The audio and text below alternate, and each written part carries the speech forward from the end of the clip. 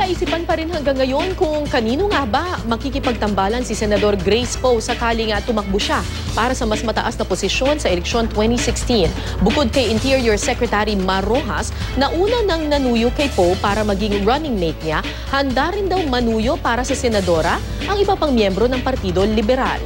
Ayon kay Quezon City Congressman Bolet Banal, miyembro ng LP, handang mangharana at manligaw kay Poe ang ilang kongresista, makamit lang ang kanyang oo. Bukod dito, tila patuloy naman ang palitan ng pahayag ni na Senadora Poe at koalisyong una ni Vice President Jejo Marbinay.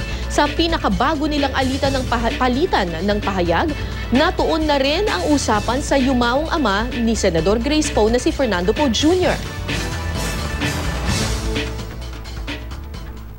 Ulo hanggang paa. Loyal ako sa tatay niya at naging ka-campaign manager pa ako. At talaga yung sila, noted, o di ba?